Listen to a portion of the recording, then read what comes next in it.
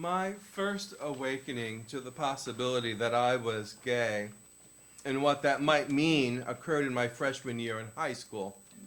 I saw upperclassmates, I will call them Philip and Henry, walking down the hallway holding hands. I remember asking them about how they could possibly do this. Henry looked at me with his blue-gray eyes and ginger hair falling across his forehead and said, "Love is love." What they experienced with each other was no different than what any other couple would experience and feel together. I looked at Philip, and his own crystal blue eyes and broad smile brightly revealed his agreement. Their answer, so solidly grounded in everyone's description of the experience of love, made perfect sense to me, and I secretly hoped that someday I too would feel such love for another person. Sadly, others did not see the sense of it, and Philip and Henry were sent away to a mental institution where they both committed suicide. In 1970, homosexuality was still considered to be a mental illness.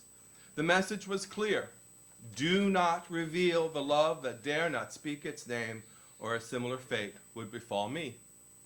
And so, I did not speak of it throughout high school. The year prior, on June 28, 1969, the Stonewall Uprising in New York City occurred. New York City will celebrate its 50th anniversary this year of Pride Parade. But in 1969, I remember watching Walter Cronkite report and show video of the violence on television. I do not remember the words he used to describe this uprising, but I remember the feeling of shame at hearing them. On that date, a drag queen, what some transgender folks were called then, by the name of Marsha P. Johnson, also a person of color, was celebrating her 25th birthday with some friends when police raided the Stonewall Inn. The police regularly harassed the queer community in 1969. It was illegal to be who we are: transgender, gay, lesbian, bisexual, intersex, non-binary, queer. It was illegal to love one another as only we could love them. Marsha P. Johnson fought back. She threw a shot glass at the barroom mirror, shouting, "I got my civil rights," and resisted arrest. According to author David Carter, it was the shot glass that was heard around the world, because it galvanized a worldwide movement into action. In essence, she shouted, "Love is love," because when people are vested with the freedom to living their lives fully, then civil rights is an expression of love. She, along with Sylvia Rivera, another trans person of color, co-founded STAR, Street Transvestite Action Revolutionaries, an organization that fought for trans rights and inclusion in New York City. They were honored every year in pride parades as members of the Stonewall Veterans Association. I remember seeing them riding in a convertible limousine during pride parades in New York, and thousands upon thousands of people cheering them. But if we are going to examine examples of a love that dare not speak its name, we need to go further back in time to another part of the country to hear the story of a brave soul by the name of Lucy Hicks Anderson, a person of color. Lucy Hicks Anderson was born Tobias Lawson in 1886 in Kentucky. She insisted from an early age that she was, in fact, female. Her parents took her to doctors who, after examination, suggested that they let her be and let her dress as a young woman. Her parents sided with her doctors, and she began to attend grade school as Lucy. She worked as a domestic, and at age 20, she headed west, first to Texas, then to New Mexico, where she married her first husband, Clarence Hicks, in 1920. Together they moved to California. Their marriage lasted 9 years, but during that time, she saved money to purchase a boarding house that was a front for a brothel and sold alcohol during the Prohibition. Not only was she a madame, she was also a socialite, seen with the elite of her town. It was because of her association with the upper crust that kept her out of jail. She remarried in 1944 to Reuben Anderson, a soldier. It was discovered in 1945 that she was assigned male at birth and tried for perjury because she lied on her marriage license. She was found guilty and the marriage was null and void. She is recorded as saying, "I have lived, dressed, acted just what I am, a woman." She was given probation, but later she and her husband were tried for defrauding the federal government for receiving allotment checks for being the wife of a soldier in the U.S. Army. They were both found guilty and served time in prison. She was forbidden to wear women's clothing. After their release, she, with her second husband, moved to Los Angeles, where they lived a quiet life until her death in 1954. Love is love, regardless of what laws are in place to declare otherwise. In the years that followed, gay men and women began to form organizations to address the oppression. The Mattachine Society and the Daughters of Elitis of the 1950s addressed gay men and lesbians. The police raids were increasing. They were brutal. Being arrested meant destroyed careers. Being arrested meant possibly being sent to mental institutions. Being arrested meant being thrown out of families and housing. Being arrested meant scandal and disgrace. Every culture, dating from antiquity in the world, has within it a minority of people who are transgender, gay, lesbian, queer. In 2011, a grave was discovered in the Czech Republic, dating back to around 2900 before the Common Era, of a man buried in a fashion that would indicate he was either homosexual or transgender. His body was positioned as male, but the burial objects were that of a female. Love is as old as humanity itself. In the 50 years since the Stonewall Uprising, the LGBTQ community has fought hard for rights that heterosexuals take for granted. 50 years to receive the legal rights we currently have in this country. But these rights are not nationwide. Florida does not have a statewide employment and housing anti-discrimination law protecting the LGBTQ community. Some Florida cities and counties have passed ordinances banning discrimination, but not Manatee County, not the city of Bradenton. There is a state bill being put forth, HB 3 SB 1728, the Preemption of Local Regulation Bill, seeks to revoke cities and counties' ordinances that ban anti-gay housing and employment discrimination and conversion therapies. Nearby safer communities like Tampa and Sarasota would have these protections revoked. As Unitarian Universalists that declare the inherent worth and dignity of every person, we must expand protections, not remove them. Because right now in Manatee County, people have lost their jobs because they are gay. Because right now in Manatee County, people have lost housing because they are transgender. Because right now in Bradenton, people have been rejected by their families because of who they are. This bill would remove the safe employment and safe housing oases that we have in Florida. It is vital that the Unitarian Universalists choose to be on the side of love and not allow this bill to become law. There are laws being proposed that are on the side of love. Equality Florida gives these recommendations for passage. House Bill 485, Senate Bill 430. The Florida Competitive Workforce Act would clearly prohibit discrimination against the LGBTQ Floridians and ensure that Florida is a safe place to work, visit, to live, to work, and to visit for all people, including LGBTQ people. Florida leads the South in bipartisan support for this common sense, non-discrimination legislation.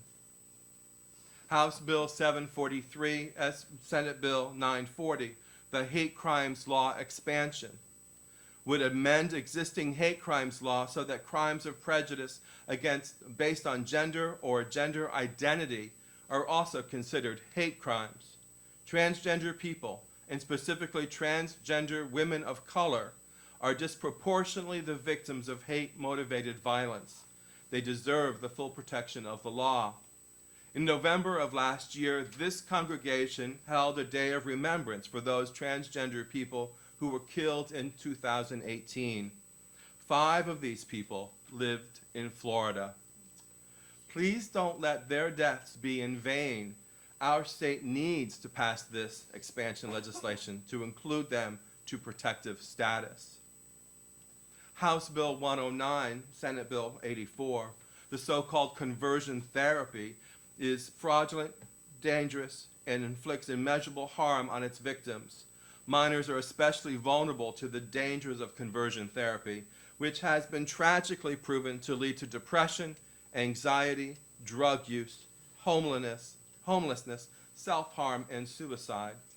This banned conversion therapy legislation will put an end to conversion therapy on minors by licensed mental health professionals. It may seem incongruous to suggest that a therapy would lead to drug use and homelessness. Yet, when conversion therapy fails, which it does with 100% accuracy, drugs are often used to deaden the shame one feels. Or when conversion fails and the young person once again finds a same-sex partner to love him or her, that person is then thrown out of the house to fend for themselves. This harmful, unethical, coercive practice must be banned in this state.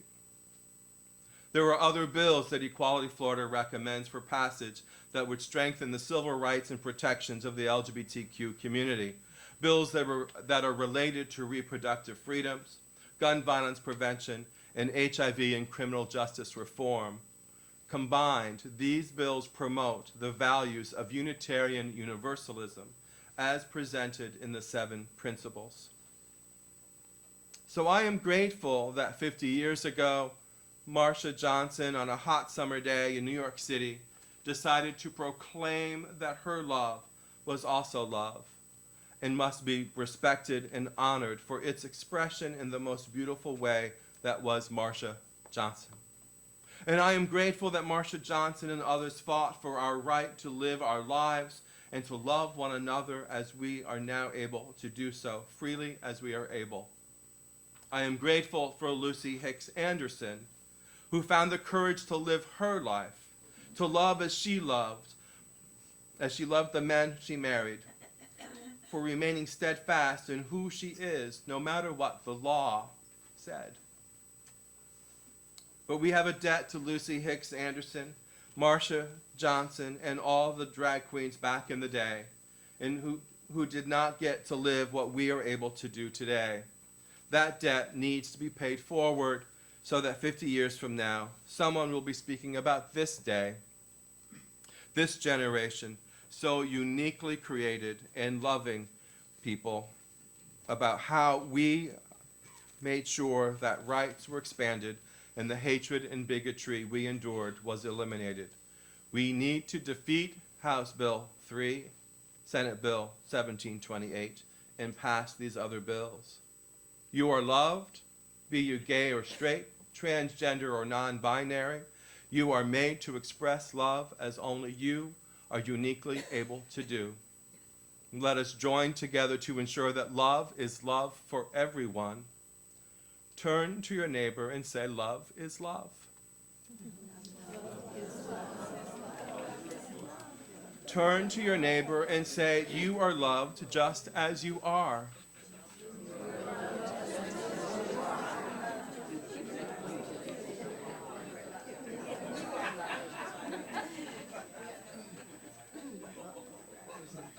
We here in this fellowship celebrate love today because we not only believe, but know as fact that love is love. Blessed be and amen. And the choir has a song of blessing.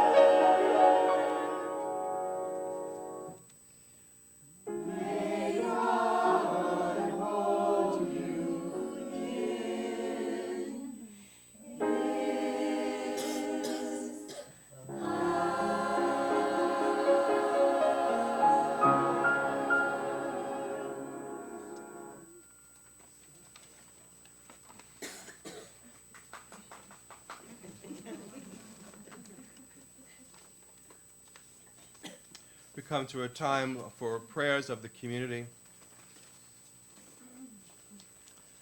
Audrey Parker is going to be having a nerve conduction study done Monday to determine if surgeries are needed.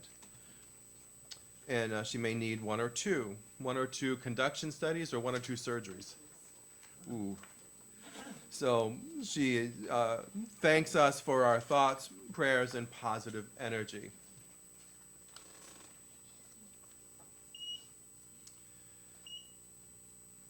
And Linda and others yesterday were at the Manatee Pride Festival, and Linda expresses joy for the wonderful time that she had, and also gratefulness for all of the volunteers that helped make that possible. We had quite a few folks there yesterday, and people helped out in many, many ways, and it was really a joy and a joyous time for us to be there. Another joy is our stewardship campaign is over. Yay. It's over. But the real joy of it is that we were able to raise pledges of about $85,000 for this next year, which is a testament to the generosity of this congregation, of which is much to be rejoicing about. On March 14th, Linda and Robin Marshall celebrated their 55th wedding anniversary. Something not very many people can say.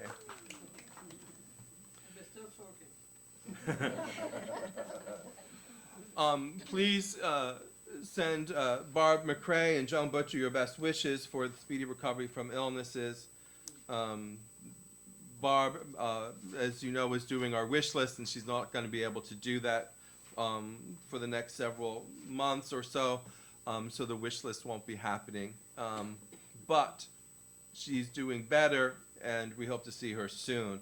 But until she's fully up to par, we might not see her for a while. So please reach out to her and Joan, who's also under the weather and not doing well.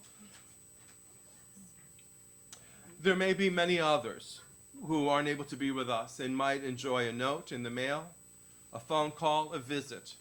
If you notice someone who is not here today, please make a point to reach out to them this week. Let them know we are thinking of them and that we care about them. And there are many in our community who are going through transitions in their life.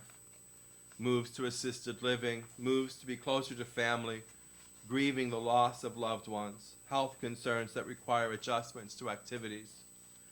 Please offer a listening ear and other forms of support to our friends and members who are traveling these roads of change. Let us hold these joys and sorrows and those that have not yet found expression in our hearts in a time of silence. May our hearts be inspired to offer support to one another. Let's take a moment for silence.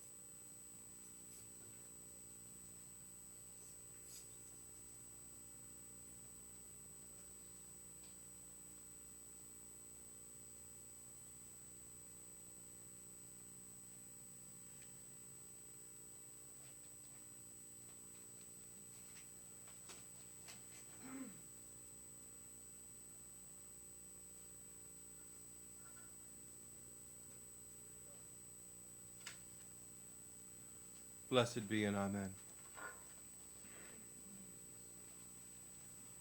We say in our church that the offering is a sacrament of the free church.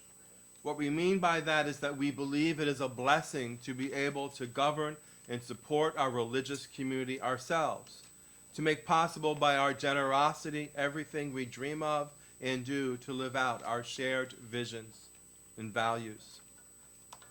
Every week we lift up the spiritual value of generosity by taking an offering for the ministries of this fellowship. Our plate then, as it is passed among us, becomes filled with the evidence of that generosity. It is our harvest, gathered in every week for what most nourishes us. The ushers will now come among you to receive the gifts of the congregation. The morning offering will be most gratefully received.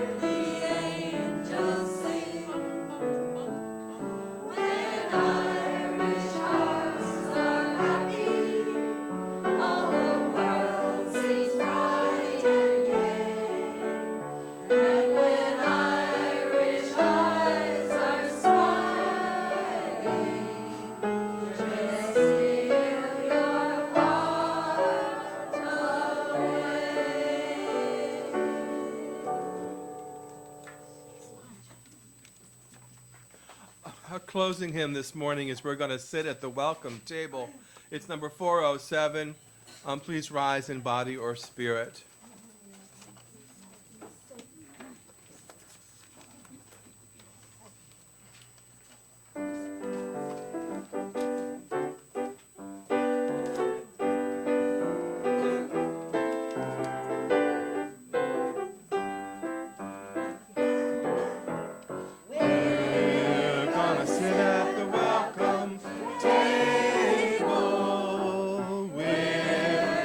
Sit at the welcome table one of these days, hallelujah. We're gonna sit at the welcome table, gonna sit at the welcome table one of these days. All kinds of people around that table, all kinds of people around that table one of these days, hallelujah. All kinds of people around that table, gonna sit at the welcome table one of these days.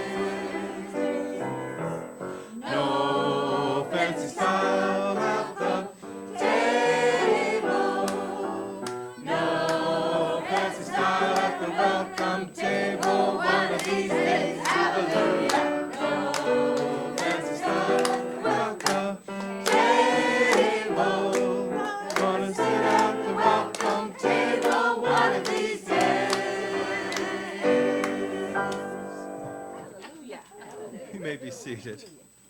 I ask Carol Bartz to come forward to extinguish our chalice. Please join me in reading our extinguishing chalice words in the order of service.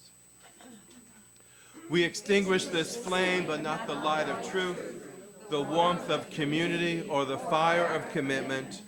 These we carry in our hearts until we are together again. Invite others to sit at the welcome table with us. Let them know something of the love that you know is true and available for all. Let our fellowship be a safe refuge for all who to come in and feel loved. Go in peace.